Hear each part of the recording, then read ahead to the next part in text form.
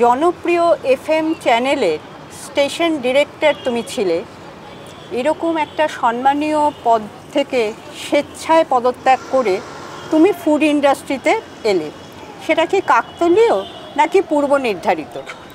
কেন জানি না, খুব একটা মেন্টাল এবং ফিজিক্যাল ফ্যাটিগ হতে লাগলো। সবসময় ইচ্ছা হতো নিজের কিছু একটা করি, I want to take my own leave. তো প্রথম প্রশ্ন হচ্ছে রেস্টুরেন্ট তো করবো, কিন্তু লোকে আসবে কেন? আমার ফুড ভালো খারাপ সে তো কাস্টমার আসার পরে ওনারা বিচার করবেন, কিন্তু আসবেন কেন? আজকাল অলি গলিতে এবং বিভিন্ন জায়গায় কিন্তু ছোট বড় মাঝারি মাপের কিন্তু রেস্টুরেন্ট গড়ে উঠেছে।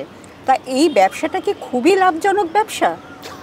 খুব ভ্যালিড প্রশ্ন, খুব ভ্যালিড প্রশ্ন, এবং কোনো রকম ভনিতা না করেই বলি, হ্যাঁ, hospitality, specially restaurant business, is one of the toughest business to do across the globe.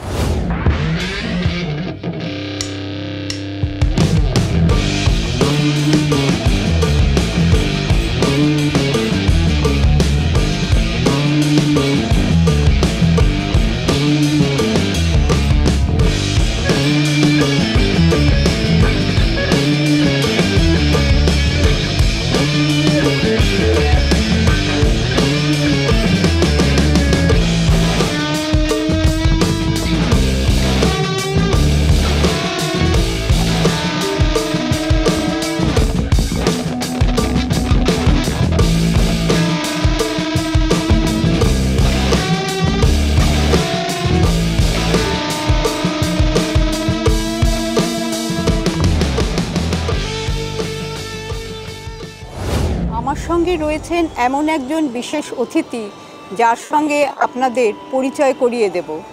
তিনি হলেন ফুড ইন্ডাস্ট্রির অতি জনপ্রিয় মুখ, একজন সফল বাঙালি উদ্যোগপতি। মাত্র কয়েক বছরই কলকাতায় পসার জমিয়ে তিনি পাড়ি দিয়েছেন সুদূর আমেরিকায়। যে কোনো সাফল্যের পেছনেই থাকে কঠিন লড়াই, থাকে অজানা গল্প। তিনি কে? তিনি হলেন মিস্টার অনির্বাণ সেনগুপ্ত। আজ থেকে তার অনেক অজানা গল্প শুনবো, আপনাদেরকেও শোনাবো।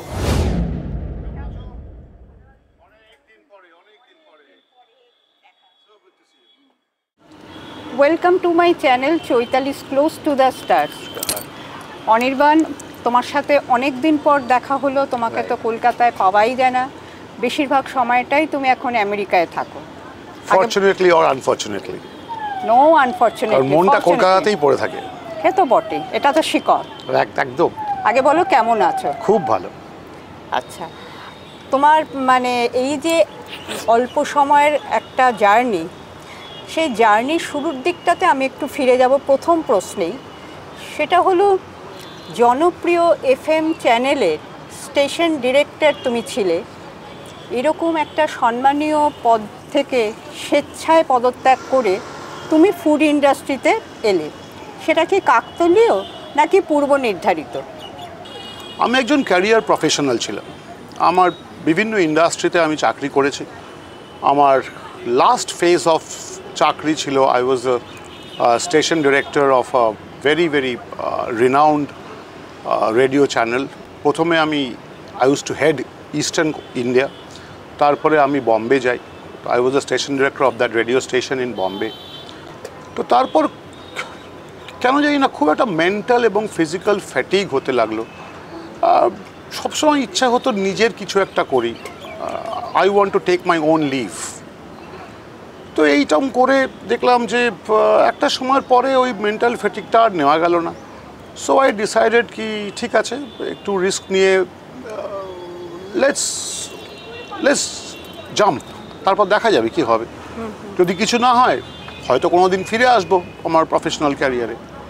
তো সেই করেই I took a leap of faith in 2012। It was a month of August. তো আমি বম্বে থেকে পাত্তারি গুটিয়ে কলকাতায় এলাম। And then I was trying to do multiple things. সেখান থেকে আজকে উপরওয়ালার আশীর্বাদে এবং বাকিদের ভালোবাসা স্নেহ আশীর্বাদে আজকে এখানে এসে তোমার সঙ্গে আড্ডা মারতে পারছি, এটা ভেবেই খুব ভালো লাগছে। আর তোমার সাথে তো আমার বন্ধুত্ব বা পরিচিতি বহু বছরের এবং সাংবাদিকতার সুবাদে। একদম। কিন্তু তুমি কিন্তু একই আছো, একটুকু পাল্টাওনি। তোমার মধ্যে কোনো অহমিকা আমি কিন্তু দেখিনি। সেরকম তো কোনো কাজ করিনি যে তার জন্য অহংকার হতে হবে। সেটা তো উল্টো দিকের মানুষেরা বলবেন আর কি। তা আমি একটা অনির্বাণ জিজ্ঞাসা করছি, তুমি ফুড ইন্ডাস্ট্রি তোমাকে মানে আকর্ষণ করলো কেন? তো আমি যখন আসলে চাকরিটা আমি যখন ছাড়ি 2012-তে, আমি আমার এক বিশেষ বন্ধুর সঙ্গে we started researching about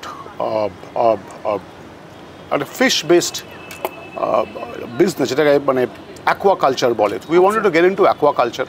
তার কারণ we realized that India has a vast coastline, but majority of our exports are shrimp, which is not a very sturdy species. কারণ shrimp culture windfall losses or প্রচুর chance থাকে because they are very susceptible to diseases.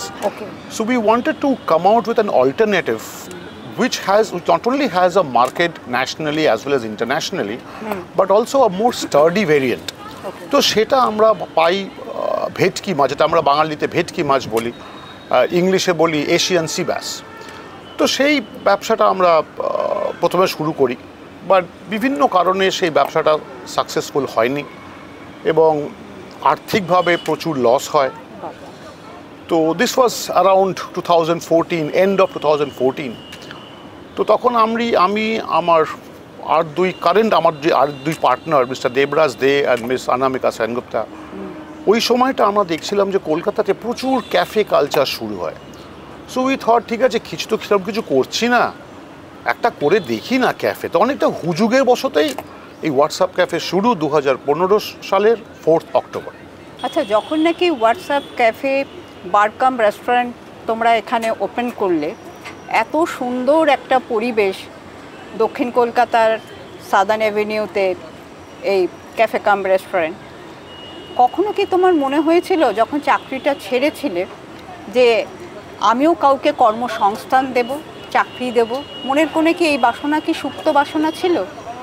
দেখো, এই বাসনা হয়তো সবার মধ্যেই থাকে, তবে I will be very honest, আমার মূলত ইচ্ছা ছিল নিজের জন্য কিছু করব। হ্যাঁ, এখন আজকে ভগবানের আশীর্বাদে আমি অনেকেরই কর্মসংস্থান জোগাড় করতে পেরেছি। ওটা ভেবে খুব ভালো লাগে, এটা আমার একটা বড় পরিবার, ভগবান আমাকে সে অপরচুনিটি দিয়েছেন। বাট কর্মসংস্থান বা creating job honestly was not my first thought. My first thought was to do something of my own. বুঝতে পেরেছি। এবার আমি তোমাকে জিজ্ঞাসা করছি, এইরকম একটা ফুড ইন্ডাস্ট্রিতে আসা একটা তো পুঁজির দরকার হয়। তার আগেই তুমি বললে তুমি অর্থনৈতিকভাবে ক্ষতিগ্রস্ত হয়েছিলে আগের ব্যবসাটা করতে গিয়ে। তা সেক্ষেত্রে এই জায়গাটা কিভাবে তুমি এলে আর কি? 2015 সালে আমরা তখন দেখছিলাম যে কলকাতায় আনাচে কানাচে একটা ক্যাফে কালচার একটা হচ্ছে আর কি। তো তখন আমরা ভাবতে থাকি তাহলে আমরাও করি। এবার সবথেকে বড় প্রশ্ন আমাদের সামনে যেটা জেগেছিল যে আমরা কেউই তো হোটেল ম্যানেজমেন্ট পাস করা ছেলে বা মেয়ে নই এবং আমাদের টেকনিক্যাল নলেজ নেই। তো প্রথম প্রশ্ন হচ্ছে রেস্টুরেন্ট তো করব, কিন্তু লোকে আসবে কেন? আমার ফুড ভালো খারাপ সে তো কাস্টমার আসার পরে ওনারা বিচার করবেন, কিন্তু আসবেন কেন? তো সেটা আমাদের প্রথম প্রশ্ন ছিল। তখন আমরা ভাবলাম যে এমন জায়গায় রেস্টুরেন্টটা করব বা এমন কিছু কলকাতা শহরকে দেব যেটা সেই সময় কলকাতা শহরে ছিল না। সো আমাদের ফার্স্ট টার্গেট ছিল এমন একটা জায়গায় করব যেটার অ্যাম্বিয়েন্সটা এত ভালো হবে যে যাতে লোকে অ্যাম্বিয়েন্সের জন্য আসে। এবার তারপরে সেই ভদ্রলোক বা সেই ভদ্রমহিলাকে ফিরিয়ে আনার রেসপন্সিবিলিটিটা আমাদের, through hour hospitality, through our food. তো আমরা অনেক জায়গায় বেছে আলটিমেটলি এই জায়গাটাকে আমরা ডিসাইড করি। কারণ এই যে সামনে দেখতে পাচ্ছ, মানে যতদূর চোখ যাচ্ছে খালি গ্রিনারি। কলকাতায় এই দৃশ্যটা হয়তো আর কোনো রেস্টুরেন্ট বা আর কোনো জায়গায় নেই। সো আমরা তাই এইখানটাই করি। আর প্রাইমারিলি এটা আউটডোর। আমরা যখন শুরু করি তখন আমরা নেহাতি ছোট ছিলাম, আমাদের কোনো বার ছিল না। তো উই স্টার্টেড উইথ বেসিক নিবলার্স আর মাত্র অ্যাবাউট 60-70 সিটার। তারপরে আমাদের কাস্টমার আসা শুরু হয়, আমরা মেনু ইঞ্জিনিয়ারিং করা শুরু করি, আমরা ওই ইন্ডাস্ট্রি সম্পর্কে আস্তে আস্তে জ্ঞান অর্জন করা শুরু করি। আজকে ভগবানের আশীর্বাদে সেই 70 seater cafe has become close two 300 seater restaurant কাম পাব, যাতে আমাদের নিচে এবং ওপরে মিলে দুখানা বার আছে। We have live music 365 days a year. তো এই জার্নিটা গত 10 বছর ধরে হয়েছে। কিন্তু তোমাদের প্রথম থেকেই এই যে ক্যাফেটা একটা সবসময় মনে হয়েছে একটা ইউরোপিয়ান বা কনসেপ্টে করা, ভীষণ মডার্নাইজ একটা ব্যাপার। তা এই কনসেপ্টটা কার ছিল? এই কনসেপ্টটা আমাদের তিনজনেরই, মানে যেমন আমার বিজনেস পার্টনার মিস্টার দেবরাজ, তোর মাথায় এলো যে শোন, আমরা ছাদের উপর রেস্টুরেন্ট করছি, খুব ভালো কথা, সামনে এত বিউটিফুল একটা ভিউ, আরও ভালো কথা, কিন্তু এছাড়া আর কাস্টমারকে কি দেওয়া যায় যেটা ভূভারতে নেই। তো he comes up with an idea কি why not we have a full বডির জাকুজি অন টেরেস। তো আমি তো অবাক হলাম, জাকুজি অন দ্য টেরেস তো কী হবে? বলে একটা জাকুজিতে কাস্টমার পা ডুবিয়ে বসবে। So imagine you're enjoying your food or drink while your feet is dipped in gushing water. How would that feel? So ওটাও করলাম। So that became a talking point in the city. যে বাবা, এটা ছাদের উপর জাকুজি। So এরকম করে বিভিন্ন জিনিসে আমরা মানে every 6 months মানে we believe that no matter how good bad you are, change is the only thing which is constant. Now not only change in menu but also change in events, also change in ambience. So আমরা যদি 10 টাকা আমরা profit করতাম, we used to plow back that profit into creating a better ambience for customers to enjoy. So এই করেছি, plus আমাদের কিছু কিছু ইভেন্ট ছিল, সে সবকটা ইভেন্টই মানে we wanted this place to be a global melting pot. So আমাদের ফার্স্ট ইভেন্টটাও আমরা একটু অন্যরকম ইভেন্ট করেছিলাম, ওই সম্পর্কে একটু বলি। অবশ্যই। আমার একজন ফিল্ম ডিরেক্টর ফ্রেন্ড ছিলেন, তো উনি একদিন আমাকে বলেছিলেন যে do you know Anirban, do you know what is the right way of having tequila? তাই স্যার, আমি তো সবাইকে দেখেছি টাকিলা এরমভাবে এক শটে খেয়ে না। বলছে তুমি জানো, I was in Mexico and I was trying to have tequila the way we do in India, and the Mexicans started looking at me. I said, okay. So I asked him, what is the correct way? What is the traditional Mexican way of having tequila? He said, you should slow sip it. So very good. সেরকম সময় আমাদের বেশ কিছু Russian বন্ধু এখানে আসতেন। আচ্ছা। তো একদিন একজন রাশিয়ান বন্ধু আমাকে বললো, জিৎ, অনির্বাণ, মানে আমার ডাক নাম Jeet, Anirban, this is not how we have vodka. তোমরা ভডকা কী করে খাই বাবা? আমরা তো এরমভাবেই খাই। বলছে না, তুমি আমার বাড়ি চলো, আমি তোমাকে ভডকা খাওয়া শেখাবো, হাউ রাশিয়ানস হ্যাভ ভডকা। তো আমার বাড়িতে ইনভাইট করলো, তো ওদের ভডকা খাওয়ার স্টাইলটা একদম অন্যরকম। So they quick sip it, one shot. They have vodka in one shot and immediately delve into multiple salads, basically potato-based salads. তো তখন আমার মাথায় একটা আইডিয়া এলো যে এরকম অনেক দেশের কালচার হয়তো আমরা জানি না। So why not try to showcase বিভিন্ন culture in an Indian backdrop. So আমরা ফার্স্ট করি হোয়াটসঅ্যাপ রাশিয়া। সো সেখানে we requested the chief chef of the Russian consulate to come. So she came, she was kind enough, she came, she taught us how to make authentic Russian food. We got a DJ all the way from Moscow and we invited the consulate. So our first event that we curated back then was What's Up Russia. It became a talking point. Okay.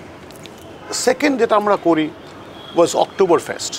Now Oktoberfest is a celebration of the first harvest of beer.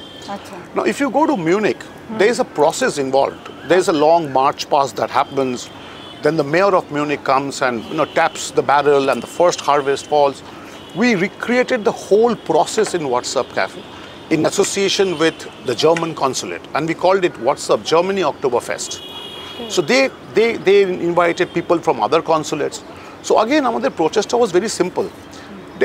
Through Oktoberfest is not only about guzzling beer, it's a celebration of harvest. ওই জিনিসটাকে তুলে ধরা মানুষের সামনে। তারপরে আমরা করি WhatsApp America, WhatsApp France. Intention was two showcase different international cultures in an Indian backdrop. এই করে করে করে করে করে media started covering us. There was a lot of international footfall.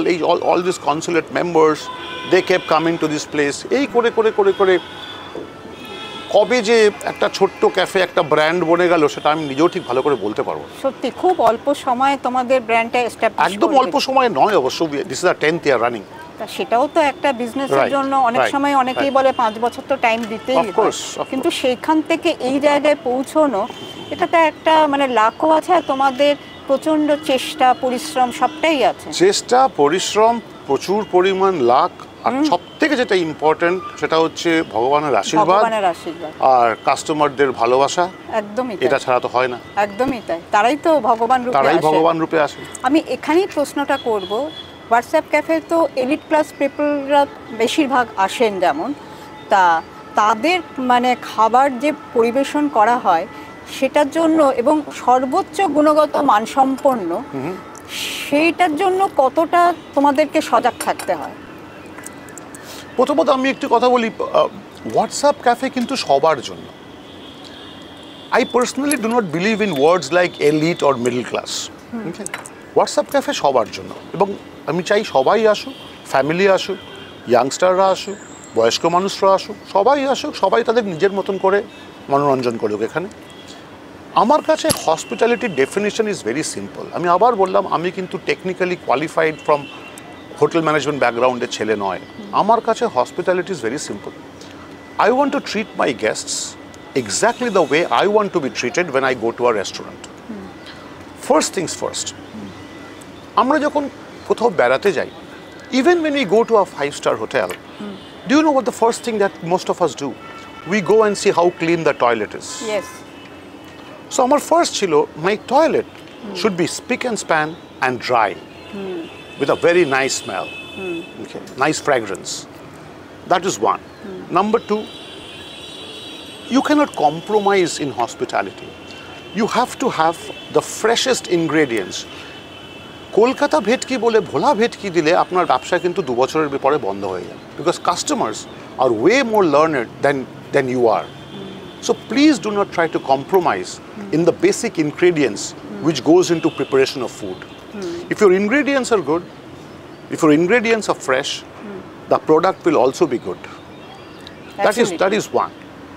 Second, restaurant ব্যবসাটা না, it's very owner driven business. Okay. So we all three of us used to spend a lot of time here. Debraj or Anamika, they largely curated the menu, the aesthetics, the ambience. I was the face of the brand. I used to talk to the media, I used to do different types of events, different types of marketing, and so on and so forth. But the biggest challenge in this industry is attrition. People leave. মানে 500 টাকার জন্য আপনার একজন waiter ছেড়ে চলে যাবে। So the biggest challenge for us was to build a team. যেই টিমটাকে আজকে আমি ফ্যামিলি বলি। তো আজকে আমি এখানে বসে আছি is because of all those people who have rallied around with us. We have stayed with us since 2016. My attrition is literally zero. আমার একটা ছেলেও আমাকে ছেড়ে যায়নি। Even during COVID, যখন আমি ওদের সম্পূর্ণ স্যালারি দিতে পারিনি, and I came out very open. I said, দেখো আমি তো দিতে পারবো না। Not a single person left us during COVID. তো আজকে হোয়াটসঅ্যাপ ক্যাফে হয়েছে because of all those staff, not because of us. We are just part of the journey. So এটা, I think this is what we take back home. যে আমরা একটা customer base বানাতে পেরেছি, আমরা আমাদের ইনগ্রেডিয়েন্টস নিয়ে কম্প্রোমাইজ করি না, আমরা হসপিটালিটি নিয়ে কম্প্রোমাইজ করি না, আর তার থেকে ইম্পর্টেন্ট হচ্ছে আমরা একটা টিম বানাতে পেরেছি, যে টিম আমাদের সঙ্গে গত 10 বছর ধরে রয়ে গেছে। মানে কলকাতায় তো হোয়াটসঅ্যাপ ক্যাফে তার সুবাস ছড়িয়ে সে রওনা দিয়েছে সুদূর আমেরিকায়। এবার তুমি বলো যে প্রথম যখন এই রেস্তোরাঁটা শুরু হয়েছিল, বারকাম রেস্তোরাঁ, তখন তোমার কজন কর্মী ছিল?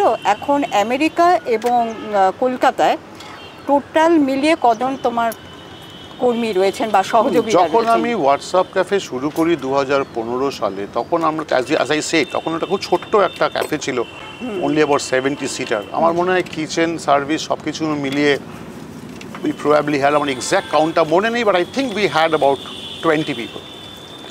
আর এখন আজকে all put together we have about close to about 130. আচ্ছা।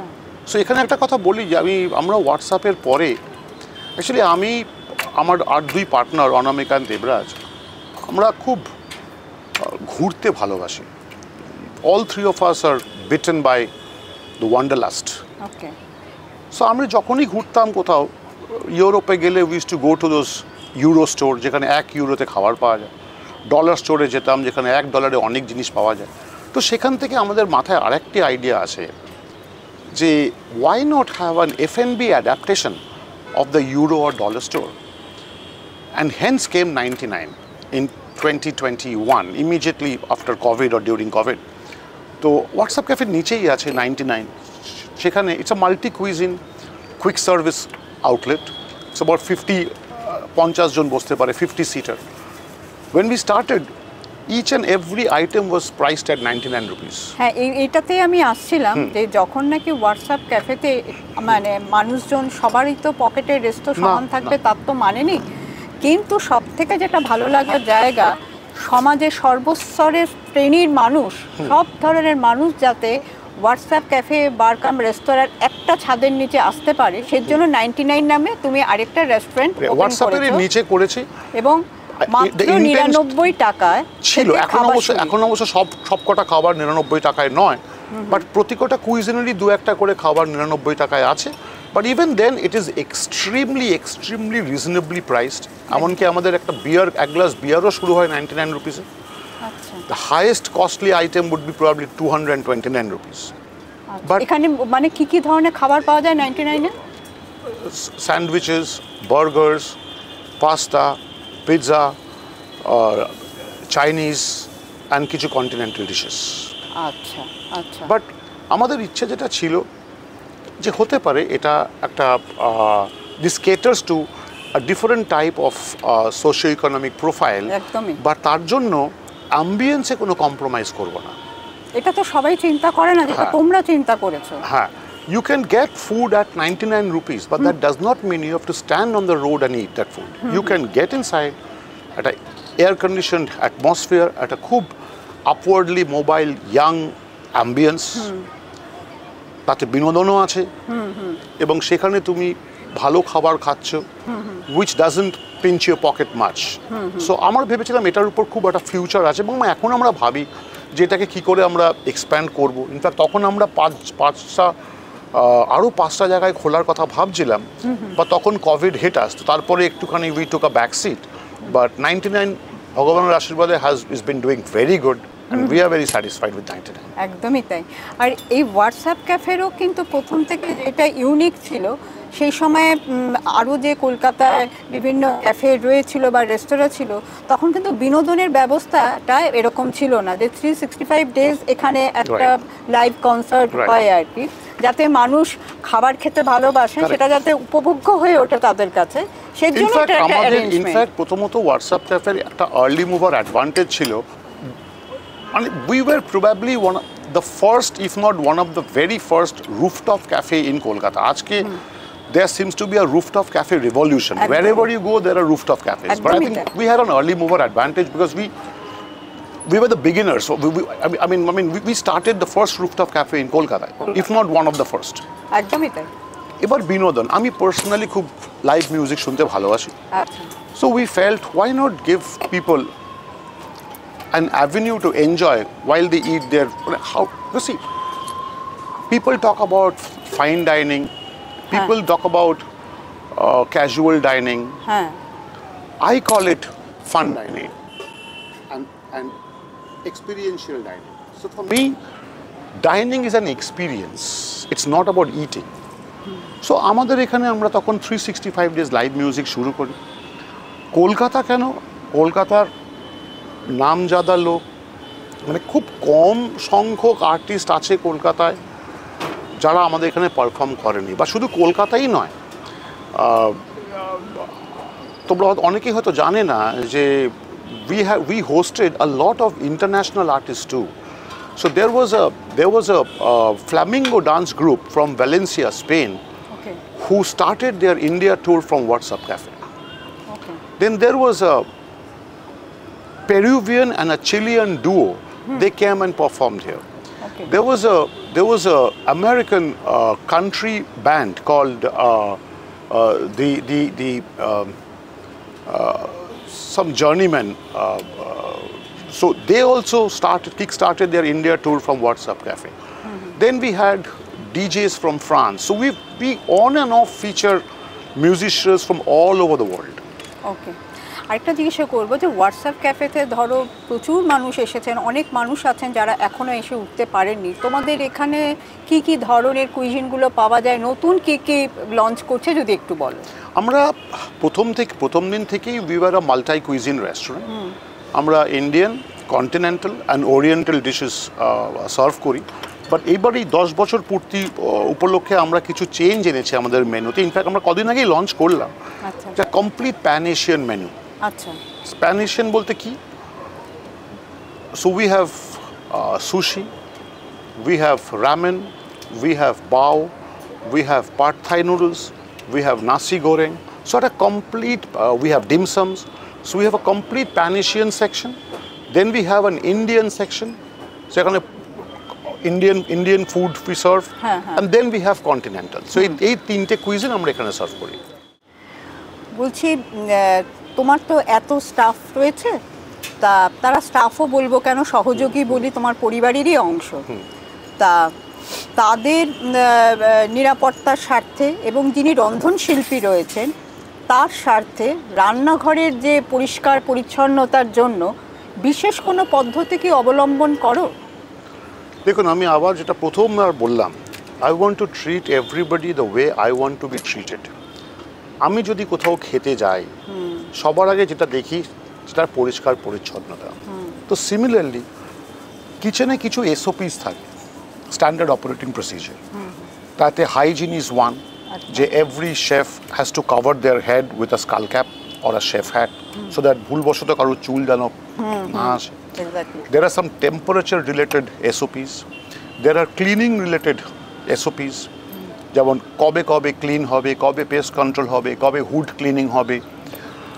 Then there are certain ingredient related SOPs, যেমন যেটাকে আমরা কোয়ালিটি কন্ট্রোল বলা হয়। যখন একটা ফ্রেশ ইনগ্রেডিয়েন্ট আসে, so we have dedicated chefs whose job is to just do a quality control. আজকে চিকেনটা কতটা ফ্রেশ, আজকে মাটনটা কতটা succulent. It's a complete process. মানে each department, similarly সার্ভিসে যে রেস্টুরেন্ট শুরু হওয়ার আগে কিছু ওপেনিং এসওপিস আছে। সিমিলারলি রেস্টুরেন্ট ক্লোজিংটা কিন্তু is equally important and more difficult, কারণ when we close the restaurant at 12 midnight, তারপরেও কিন্তু আমার এই সহযোগীর, আমার যারা স্টাফ, তারা কিন্তু আরও 1.5 থেকে 2 ঘন্টা তাদের থাকতে হয় to keep the restaurant clean and make it so that it can be operational next day 12 noon. So তার কিছু এসওপিস আছে। তো এভরিথিং রানস অ্যাজ পার এসওপিস। আচ্ছা আচ্ছা, তোমার এখানে রন্ধনশিল্পীর থেকে যেসব সহযোগীরা রয়েছেন তারা কতটা প্রশিক্ষণ প্রাপ্ত? It's a mixed bag. আমাদের যে হেড শেফ, আমাদের যে সু শেফ, তারা বিভিন্ন দেশে কাজ করে এসছেন। আর আমাদের যারা একটু তলার দিকে, ধরুন কমিস 2 বা হেল্পার বা ইউটিলিটি, তাদের হয়তো মানে তারা হয়তো টেকনিক্যাল নলেজ হয়তো তারা কোনো ইনস্টিটিউট থেকে পাননি। আচ্ছা, বাট তারা দীর্ঘদিন ধরে এই রান্নার ইন্ডাস্ট্রির সঙ্গে যুক্ত এবং তারা যথেষ্ট মানে জ্ঞান সম্পন্ন এবং they know what they are doing. So yes, it's a mixed bag. So the top level they are all educated and they have had international exposures. যারা একটু মিডল বা bottom rung, they are all experienced people, so they know their job is. কখনো কি রান্নাঘরে গিয়ে নেতৃত্ব দাও? Every day. Oh my God. Every single day. বাহ। So আসলে আমি আমার যে 2 পার্টনার দেবরাজ, অনামিকা, এমন কিছু তাই না, কিছু সময় আমি যখন এখানে বসে খাবার অর্ডার করি, আমার কিচেন কিন্তু জানতে পারে না যে খাবারটা আমার জন্য আসছে। আচ্ছা। সো এটাকে বলে, এটা আমরা এই চেকটা আমরা মাঝে মধ্যেই করি এবং এটা সবাইকেই বলবো যারা রেস্টুরেন্ট ইন্ডাস্ট্রিতে আছে, এবং তারা জানে, তারাও করেন। এটা করা ছাড়া কোনো গতি নেই, এটা করতে হয়, because we all human beings. কারোর হাতে একটু নুন বেশি পড়ে গেল, একটু লঙ্কা বেশি পড়ে গেল, ইট ইজ পারফেক্টলি নর্মাল। আর ওটাকে কারেক্ট করা, যেমন মাঝে মধ্যে আমি নিজে কিচেনে ঢুকে এটাও দেখি যে আজকের মাটনটা আমাকে দেখাও, বা আজকের ভেটকি মাছটা আমাকে দেখাও। আমি দেখে মোটামুটি বলতে পারি ওটা ফ্রেশ কি না ফ্রেশ। সো এই চেকগুলো আমাদের কন্টিনিউয়াসলি করে যেতেই হয়। আচ্ছা আচ্ছা, এই যে সহযোগী এতজন রয়েছে একসঙ্গে সবাই মিলে কাজ করছে, যদি তাদের নিজেদের মধ্যে কোনো দ্বন্দ্ব লাগে সামলাও কিভাবে? পরিবারের দ্বন্দ্ব, যে কোনো পরিবারের দ্বন্দ্ব আছে, পরিবারের মধ্যেই সামলে যায়, সেটাকে আর বাড়তে দেওয়া হয় না। দেখুন, প্রবলেম কি হয়? প্রবলেম হয় মিসকমিউনিকেশনের জন্য। একদমই তাই, রাইট। আমার যে দুজন ম্যানেজার আছে, দুজনেই খুব এবল। অনেস্টলি প্রথম দিকে আমার খুব ইনভলভমেন্ট ছিল, এখন ওরাই খুব সুন্দর খুবই এবলি চালাচ্ছে। একজনের নাম নীল, একজনের নাম শান্তিরঞ্জন দেবনাথ। ওরা দুজনেই খুব সুন্দরভাবে চালায়। ছোটোখাটো কলহ ওরাই নিবারণ করে দেয়। এর থেকে বেশি যদি কিছু আসে, আমার দরজা সবসময় খোলা। So anybody can come to my office any time. We discuss it out, নিজেদের মধ্যে আলোচনা করি। যদি মিসআন্ডারস্ট্যান্ডিং হয় ওটাকে বিয়ে করি। যেটা বেশ খুব ইম্পর্টেন্ট যে কাজটা আমরা করি, আমরা খুব খেলাধুলো করি একসঙ্গে। আচ্ছা। তো বিভিন্ন কলকাতার বিভিন্ন জায়গায় সব কটা ক্রিকেট টুর্নামেন্টে আমরা পার্টিসিপেট করি। আমাদের প্রতি রোববার করে আমরা এই বিবেকানন্দ পার্কে গিয়ে kitchen versus service team cricket match খেলি। এই খেলাধুলো করার কারণটা হচ্ছে, খেলাধুলোর মাধ্যমে নিজেদের মধ্যে একটা বাঁধন তৈরি হয়, and it creates a family bonding. তো ওই ঝামেলাটাকে আর ঝামেলা বলে মনে হয় না। ওটা নর্মাল পরিবার চালাতে গেলে ছোটোখাটো কলহ লেগে থাকে, ওটা নিজেদের মধ্যেই ওরা টেক কেয়ার করেন। তার জন্য আমাদের ইনভলভমেন্ট বেশি দরকার হয় না। তোমাদের তো হোম ডেলিভারি সার্ভিসও রয়েছে, এমন কোনো অভিজ্ঞতা হয়েছে যে কোনো গ্রাহকের খাবার পছন্দ হয়নি বা খুঁত ধরেছে, সেটা কোনো ফেস করেছো? সেটাকে তুমি যদি ফেস করে থাকো, কিভাবে মোকাবিলা করেছো? দেখুন, অ্যাকচুয়ালি আমরা অনলাইন ডেলিভারিতে খুব রিসেন্টলি আসি। It's just been few months. Okay. প্রবলেমটা কোনো কাস্টমারের দিক থেকে হতেই পারে। কাস্টমার হ্যাঁ এরকম হয়েছে যে customer did not like the food. But ওটার এক্স্যাক্টলি দোষটা কতটা আমাদের না কতটা ডেলিভারি ডিলের জন্য, এটা কিন্তু ডিবেটেবল। যেমন কিছু কিছু food, for example any crispy food, for example crispy say crispy fish or crispy chicken. But crispy chicken যদি আমি ডেলিভারি করি, সে ডেলিভারি ছেড়ে যদি 2-3 ঘন্টা পরে খায়, এই ক্রিস্পিনেসটা কিন্তু চলে যেতে বাধ্য। এবার আমি তো ডেলিভারি করছি, কিন্তু ওনার বাড়িতে কখন পৌঁছাচ্ছে, উনি কখন খাচ্ছেন, তার উপর তো আমার কন্ট্রোল না। তো আমরা এখন যেটা করেছি যে আমরা খালি we have pruned the delivery menu. And we only deliver those items which we feel can be eaten safely even after 24 hours. Okay. So anything which is cheese based or anything which is crispy, আমরা এখন আর delivery করি না। আর আমাদের যেগুলো বিশেষত্ব, যেমন আমাদের এখানে একটা অদ্ভুত ডিশ আছে, ইটস কল মাটন দহি বড়া। আচ্ছা। তো এরকম কিছু স্পেশালিটি ফুড আমরা এখন আর ডেলিভারি করছি না। ওটা খেতে গেলে এখানে এসে ফ্রেশ খেতে হবে। তোমাদের এই যে রেস্টোবারের এত রমরমা কলকাতায়, কিন্তু কলকাতায় তোমরা তো আরেকটা আউটলেট খুলতে পারতে, কিংবা ভারতবর্ষের অন্যান্য শহরেও খুলতে পারতাম, কিন্তু সেটা না করে সুদূর আমেরিকায় পাড়ি দিলে। এটা কি গ্লোবাল মার্কেটটাকে ধরার জন্য? না, অ্যাকচুয়ালি আমরা একটা সময় ডিসাইড করি যে আমাদের যদি আগামী দিনে we wanted to have a chain of restaurants. আজকে লেটস টক অ্যাবাউট ইন্ডিয়া। নাও ইন্ডিয়াতে কিন্তু আজকে কলকাতায় রেস্টুরেন্ট করতে গেলে যা যা নিয়ম মানতে হয়, বম্বেতে করতে গেলে একটু ডিফারেন্ট নিয়ম মানতে হয়, ব্যাঙ্গালোরে করতে গেলে একটু ডিফারেন্ট নিয়ম মানতে হয়। সবকটা সিটিতেই কিন্তু there are certain rules which are different. For example, excise laws. Excise is a state subject. তো কলকাতা যে এক্সাইজ লস আর ব্যাঙ্গালোরে যে এক্সাইজ লস তা এক্স্যাক্টলি সেম হবে তা কিন্তু নয়, নাম্বার ওয়ান। নাম্বার টু, রেস্টুরেন্টের একটা বড় অ্যামাউন্ট হচ্ছে rentals in category A metropolitan city like Bombay, Delhi, Bangalore are very very high. So তখন আমরা ভাবি যে এমন কোথাও যাই যেখানে the rules are absolutely homogeneous, the relative difficulty in multiplying a success story is much less. আমরা আজকে ইউরোপও যেতে পারতাম, আমরা আজকে এশিয়াতেও যেতে পারতাম, but again even in Europe is the same thing. If I go to England, UK is different. Every single city is a different country. তো এটা ভেবে we wanted to go to the land of opportunities, which is America. Because of now why America is land of opportunities, এটা আমার বলার দরকার নেই, সবাই জানে। So এবার when we decided, okay, we'll go to America. Now how do I go to America? And where do we go?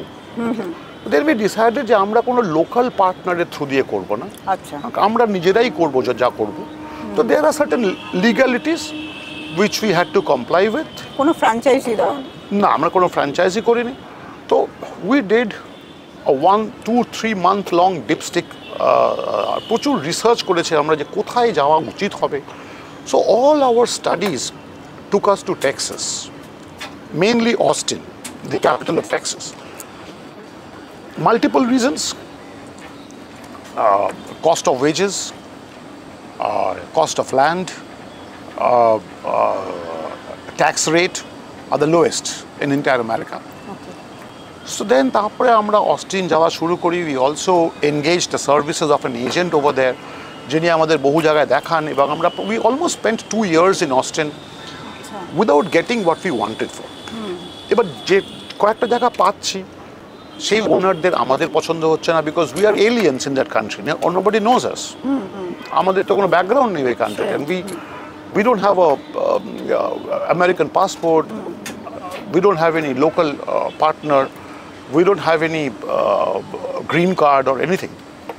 So ultimately after 2 years we abandoned Austin, and then we felt, let's go to a city in Texas which is probably even more cosmopolitan. So that took us to Dallas, because Dallas ke bola hoy the hub of art and culture of Texas. Modern. So আমরা তখন ডালাসে আসি, এবং ডালাসেও আমরা reiki করতে থাকি। So in one day we went to a restaurant, and আমরা অবশ্য আগে থেকেই জানতাম যে the restaurant owner wanted to sell, because ওনার বয়স হয়ে গেছিল, উনি আর পাচ্ছিলেন না। আচ্ছা, It's a 40-year-old restaurant. It's called Café de France. It's a very, very famous restaurant in Dallas. ভদ্রলোক নিজের হাতে তৈরি করেছিলেন, and he did a fantastic job. Okay. So then we met the owner, and then one thing led to another. We acquired that restaurant lock, stock and barrel in 2022. Okay. So the restaurant is called Café de France. It's a 150-seater dining restaurant. Okay. We serve breakfast, lunch and dinner. কি খাবার পাওয়া যায়? It's mostly French. It's mostly French with a little bit of American. So it's largely French and American food. ওকে, ওখানে যারা খাদ্যপ্রেমীরা আসছেন আর কি, তাদের থেকে কিরকম ফিডব্যাক পাচ্ছ? আমরা প্রথম দিকে অনেস্টলি আমরা আমাদের একটু কনফিডেন্স কম ছিল, কারণ আমরা যেখানটা অবস্থিত in Dallas, it's an exclusively white neighbourhood. তো সেখানে ওরা আমাদের কীরমভাবে গ্রহণ করবে সেটা নিয়ে আমাদের অনেক সংশয় ছিল, বাট পরে দেখলাম যে they literally embraced us, okay, and আমাদের আরও উৎসাহ দিল। হ্যাঁ, মানে আমরা বিভিন্ন জিনিস ওখানে আমাদের, মানে what we wanted to do was we were serving Americans with French and American food with a touch of Indian hospitality. তো সেটা ওরা খুব ভালোভাবে গ্রহণ করলো, and they appreciated. Every day আমি যখন এখানে বসে আছি, এভরি ডে আমার সঙ্গে অনেক কাস্টমারের কথা হয়, and they miss us and we miss them. So it's very nice. এটা আমাদের খুব ট্রেপিডেশন ছিল, but they instilled a lot of confidence in us. যেহেতু বিদেশি সব খাদ্যপ্রেমীরা ওখানে যান আর কি, ফলে বাড়তি কোনো তাদের খাবার পরিবেশনে তাদেরকে সন্তুষ্ট করার জন্য বিশেষ কোনো পদক্ষেপ কি তোমরা নিয়েছো বা বিশেষ সতর্কতা অবলম্বন করছো? কেন একদম বিদেশ। দেখুন, আমেরিকাতে না ব্যবসা করতে গেলে there are a few rules which you have to take. Okay. তার মধ্যে সবথেকে বেশি যেটা ইম্পর্টেন্স ওই দেশে দেওয়া হয়, it's about hygiene and cleanliness. So যেমন ওখানে every 6 months from the city of Dallas they come for a thorough inspection. তো সেই ইন্সপেকশনের মধ্যে কী থাকে?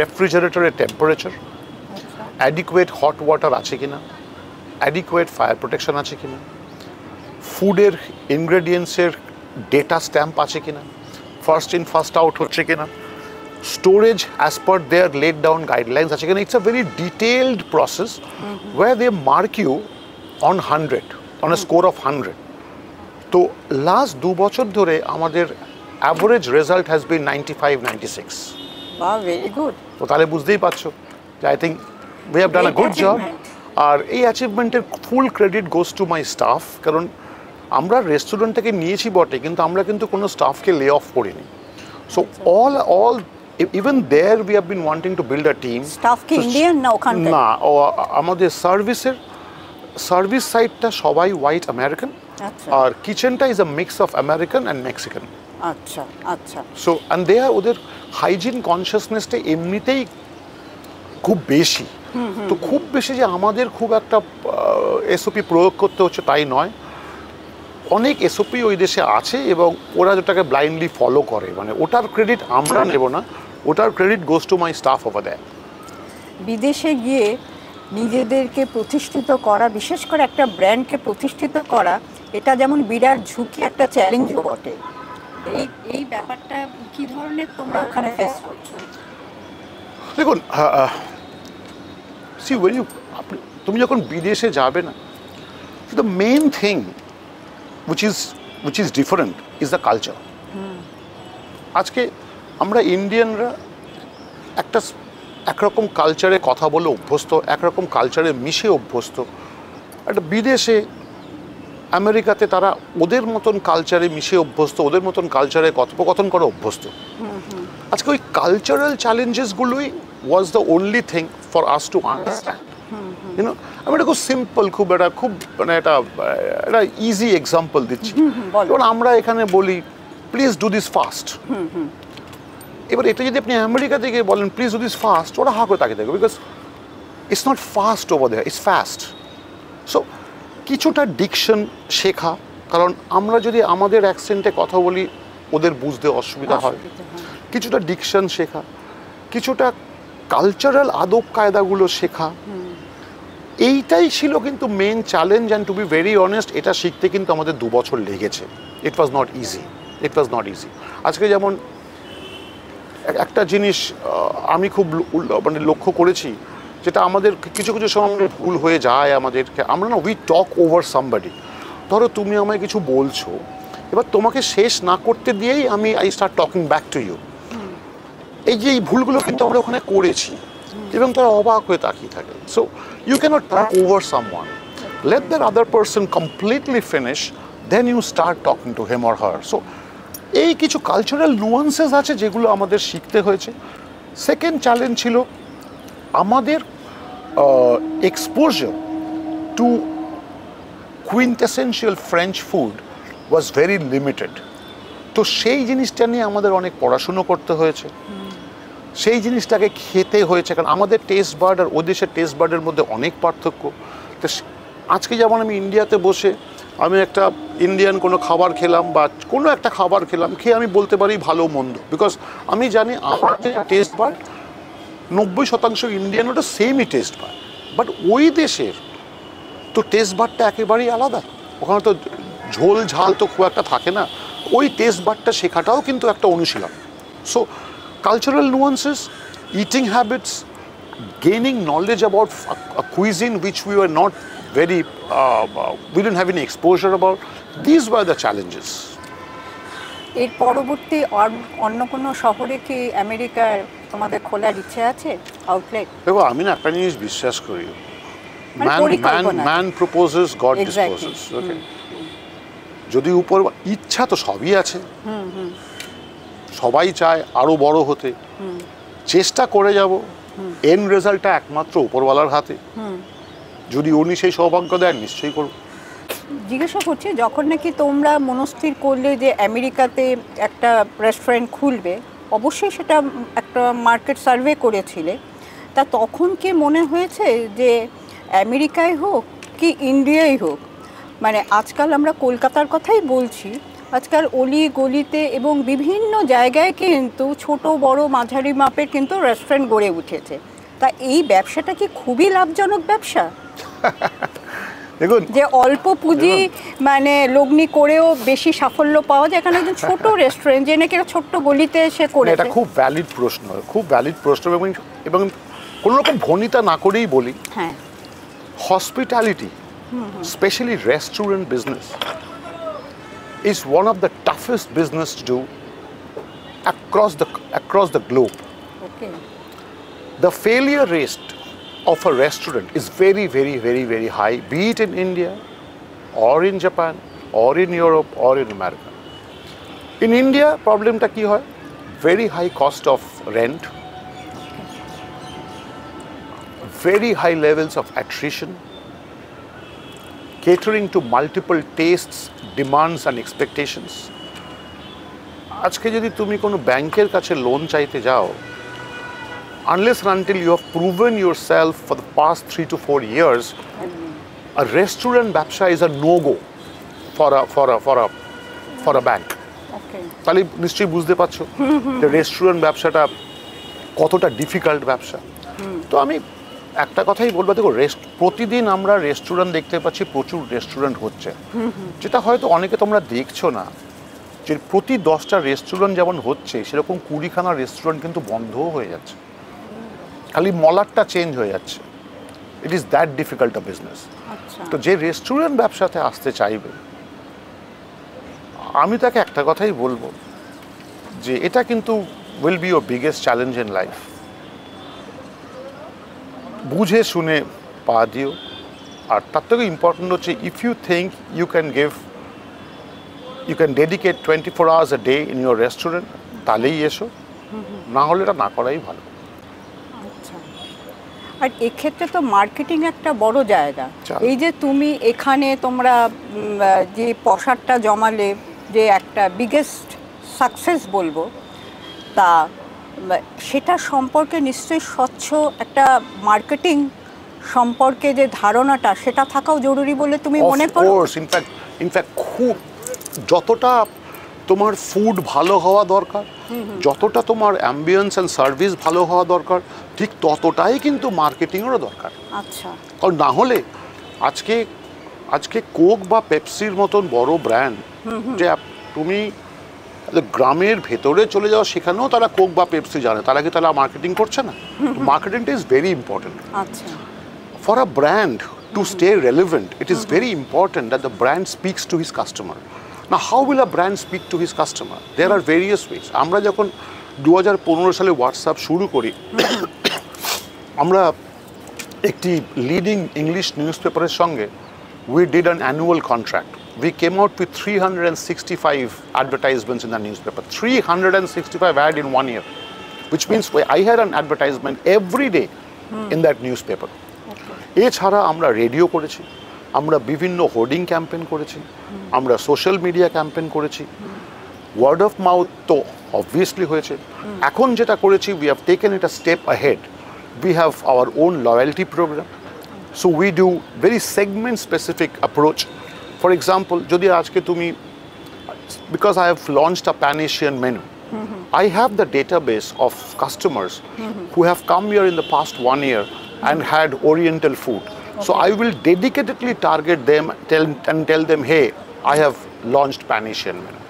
Similarly, if I want to promote my continental menu, I will promote to those people who have had continental dishes in the last 1 year.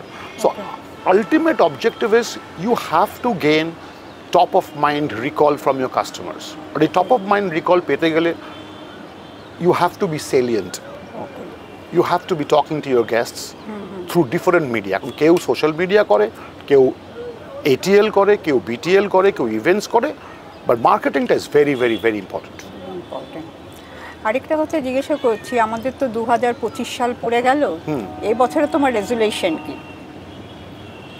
2025 সালে এটা আমাদের 10th ইয়ার running, এবং এই 10th ইয়ারে আমরা কিছু কিছু নতুনত্ব আনার চেষ্টা করছি, যার মধ্যে ফার্স্টটা হয়েছে we have launched our pan Asian menu. খুব শীঘ্রই আমরা স্পেশালিটি কফি আনতে চলেছি। We are also looking at expansion opportunities both in Calcutta as well as in America. আচ্ছা, তার মানে এবছরে কলকাতা অ্যানাদার আউটলেট খোলার সম্ভাবনা রয়েছে? ওই যে বললাম প্ল্যানিং রয়েছে, কিন্তু হবে কি না সেটা উপরওয়ালা জানে, আমি জানি না। সেটা তো চেষ্টা আছে। যারা অনির্বাণ কথা বলতে বলতে দুপুর গড়িয়ে সন্ধে হতে চললো, তোমার জার্নিটা সত্যি অনুপ্রেরণামূলক। তা তোমার কাছে জানতে চাইবো, যারা আগামী দিনে এই রেস্টুরেন্ট ব্যবসায় আসতে চাইছেন তাদের মধ্যে কি কি গুণাবলী থাকা প্রয়োজন এবং কোন কোন বিষয়ে সতর্কতা অবলম্বন করা বিশেষ প্রয়োজন? রাইট, দেখো সবার আগে একটা কথা বলি যে no matter what business you do, you will always be as good or as bad as your team. তো সবার আগে আমার ফোকাস করতে হবে যে how do I build a team over a period of time. So আপনার আচরণ with your staff, আপনি কি স্টাফকে স্টাফ বলেন না আপনি কি স্টাফকে ফ্যামিলি বলেন, it makes a lot of difference. এছাড়া আছে প্রচুর checks and balances. Checks and balances বলতে কি আমি বোঝানোর চেষ্টা করছি। ফর এক্সাম্পল, আজকে আমি যে প্রথমে বলেছিলাম যে রেস্টুরেন্টের তিনটে খুব ইম্পর্ট্যান্ট আছে। একটা হচ্ছে cost of rent. So there are certain metrics to follow, rent to top line ratio.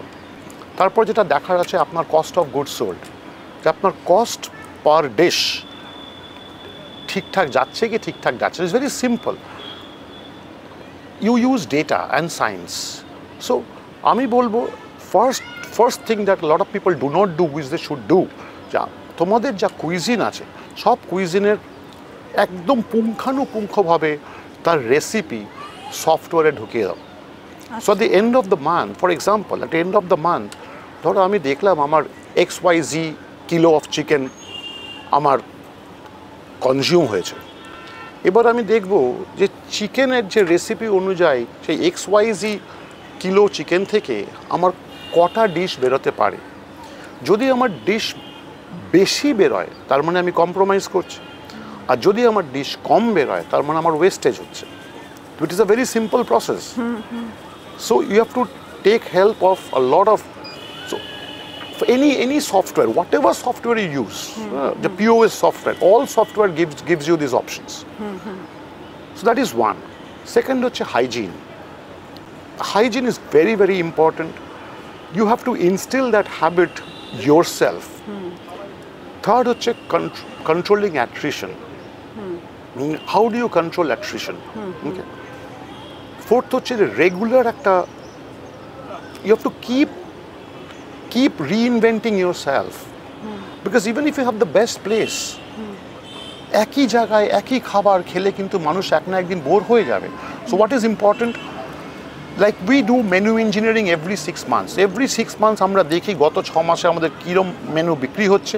From there we get an idea কি কোন দিকে ট্র্যাজেক্টরিটা যাচ্ছে, সেই হিসাবে we keep adding new menu items and deleting old menu items. So we have to continuously do a menu engineering. Okay. Similarly we try to plow back our profits.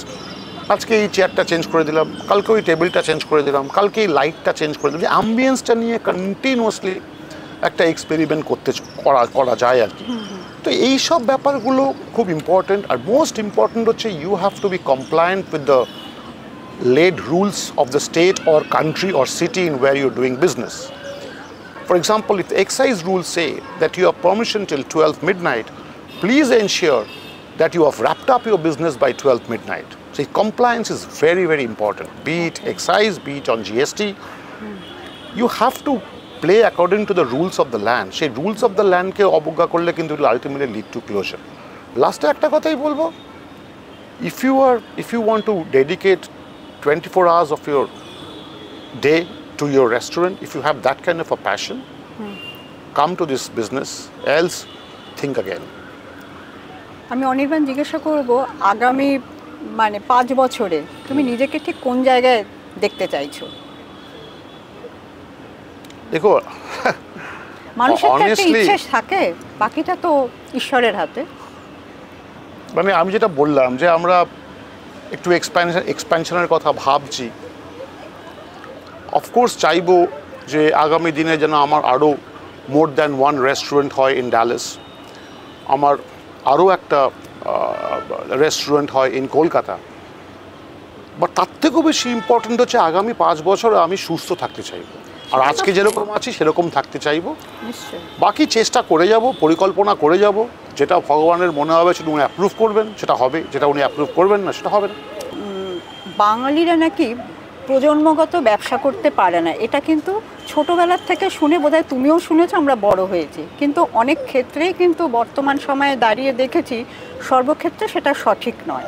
তা তোমার ক্ষেত্রে জিজ্ঞাসা করব, তোমার নেক্সট জেনারেশন অর্থাৎ আগামী প্রজন্মের মধ্যে এই ইন্ডাস্ট্রিতে আসার কীরকম ইচ্ছে বা আগ্রহ তুমি দেখো এই ফুড ইন্ডাস্ট্রিতে? আগামী প্রজন্ম কি করবে সেটা প্রেডিকশন আমার পক্ষে করা সত্যিই ডিফিকাল্ট, আর আমি জানি না সেটা। বাট এই যে তুমি বললে যে বাঙালির মতে বাঙালি উদ্যোগপতি অত বেশি নেই, কোথাও কোথাও গিয়ে মনে হয় যে yes you are right. But having said that, আজকে ইনফ্যাক্ট এই এফএনবি ইন্ডাস্ট্রিকেও একটা রেস্টুরেন্টকে যেটা ইন্ডাস্ট্রি করা যায় সেটাও কিন্তু একজন বাঙালি সবার আগে দেখিয়েছেন। তার নাম হচ্ছে আমাদের সবার গুরু অঞ্জন চ্যাটার্জি। অবশ্যই নামিয়ে নিলাম। হি হ্যাজ ইনস্টিটিউশনালাইজড একদমই তাই রেস্টুরেন্ট বিজনেস। একদমই তাই। এছাড়াও প্রচুর নামি দামি বাঙালি রেস্টুরেন্ট উদ্যোগপতি আছে যারা আমাদের সবসময় ইন্সপায়ার করে। এবং why only restaurant business, any other business, সব জায়গাতেই কিন্তু বাঙালি উদ্যোগপতিরা আছে। ফলে এই কথাটা ইজ ডিবেটেবল যে বাঙালিরা এটা মানছে। আমাদেরও যখন ছোটোবেলা বা আমার সবসময় চাই ভাই পড়াশুনো করো, পড়াশুনো করে চাকরি করো, কিন্তু আজকে কি সেই দিনটা আছে? I have my doubt. আমার তো মনে হয় বাঙালিরা আসছে, বাঙালিরা এসেছে এবং বাঙালিরা আগের দিনে আরও বেটার ব্যবসা করবে। বাট হ্যাভিং সেড দ্যাট, না আমি বাঙালি বা নন বেঙ্গলি হিসাবে কিছু বলতে চাই না। উদ্যোগপতি সে বাঙালি হোক বা সে নন বেঙ্গলি হোক, তাতে বিশেষ কোনো একটা ফারাক পড়ে কিনা আমি ঠিক জানি না। It is how you want to run your business. If you run your business honestly, you will get returns. If you run your business dishonestly, you will face the flag. So it is about your DNA. তার সঙ্গে বাঙালি নন Bengali এই কথাটা আমি বলতে চাই না, কারণ আমার প্রচুর নন বেঙ্গলি বন্ধু আছে, আমার ততোধিক বাঙালি বন্ধু আছে, এবং সবাই উই আর সেম। আমার কাছে এটার ফারাকটা ঠিক স্পষ্ট নয়। যে কোনো সাফল্যের পেছনে তো একটা কঠিন লড়াই থাকে, যেটা তোমার জার্নিতেও ছিল। আজকে পেছন দিকটা ফিরে তাকালে কি মনে হয়? যেটাকে তুমি লড়াই বলছো বা স্ট্রাগল বলছো, আমি সেটাকে চ্যালেঞ্জ বলবো। কারণ ইয়েস, আমি যখন when I quit a very very high paid job, there was a period of 2 years when I did not have any money, so much so that there were months that I had to take loan from my elder brother because I didn't have any money. But when I look back, ওই সময়টা আমাকে humility শিখিয়েছে। So আজকে হয়তো ওই দিনগুলো গেছে বলেই আজকে সাকসেসটাকেও মাথায় চড়তে দিই না। পাটা কিন্তু তখনও মাটিতেই ছিল, পাটা আজকেও মাটিতেই আছে, আর ভগবানের কাছে অনুরোধ করবো যেন আগামী দিনও আমার পাটা মাটিতেই থাকে, এটাই বলা। অনির্বাণ, তোমার তো অনেক কথা শুনলাম, তোমার এই ফুড ইন্ডাস্ট্রির জার্নি, কিন্তু এর মধ্যেও একটা কথা শোনা যায়, তুমি নাকি একটা প্রোডাকশন হাউস খুলেছিলে বম্বেতে, ফিল্মি প্রোডাকশন হাউস, সেটার পরিস্থিতি কি আছে? অ্যাকচুয়ালি 2012-তে যখন এই বম্বেতে ছিলাম, তখন আমি আর আমার এক বন্ধু, he is a film director, তখন আমরা একটা প্রোডাকশন হাউস খুলি, ওটার নাম দিই দ্য গ্রিন বেঞ্চ। কারণ উই আর জেভিয়ারিয়ান্স, আমরা ক্লাস 1 থেকে graduation from Saint Xavier's Kolkata. তো যারা ওই সময়কার সেন্ট জেভিয়ার্স জানে, তারা জানে যে জেভিয়ার্সের বাইরে কিছু গ্রিন বেঞ্চেস রাখা থাকতো। আমাদের মতন স্টুডেন্টরা গ্রিন বেঞ্চেই বেশি সময় কাটিয়েছি, ক্লাসরুমে কম। তো এর জন্য আমরা ওটাকে নাম দিয়েছি দ্য গ্রিন বেঞ্চ। তা আমরা 2 বছর 3 বছর খুব ভালোই ব্যবসা করেছি, প্রচুর ভালো ভালো ব্র্যান্ডের জন্য আমরা টিভি কমার্শিয়ালস করেছি। কিন্তু তারপরে এই রেস্টুরেন্ট ব্যবসাতে আসার পরে, টু বি ভেরি অনেস্ট, অতটা সময় দেওয়া ওঠেনি। তো এখন ওটা একটু অন অ্যান্ড অফ আছে। আচ্ছা, আগের মতন অতটা সময় দিতে পারছি না, বাট দেওয়ার ইচ্ছা আছে, কিন্তু জানি না ভবিষ্যতে কি হবে। অনির্বাণ, অনেকটা তুমি সময় দিলে, তোমাকে পেয়েছি সেজন্য তোমার কাছে সত্যি আমি কৃতজ্ঞ। তোমার নাম যখন অনির্বাণ, অর্থাৎ তাকে নিবারণ করা যায় না, অবিরাম, তা তুমি অবিরাম ছুটে চলো তোমার অভীষ্ট লক্ষ্যে। Chaitali is close to the স্টার্সের তরফ থেকে তোমাকে অনেক অনেক Thank you শুভেচ্ছা। so very much. Thank you so much for having me in your show. It's my, I'm very fortunate that you considered me worthy enough to be in your show. আর আমার কথা শুনে যদি কারোর ভালো লাগে, thank you so much. যদি কারোর কোনো ফিডব্যাক থাকে নিশ্চয়ই জানাবেন। আর সবাই ভালো থাকবেন। Thank you so much. আপনারা সকলেই ভালো থাকবেন, সুস্থ থাকবেন।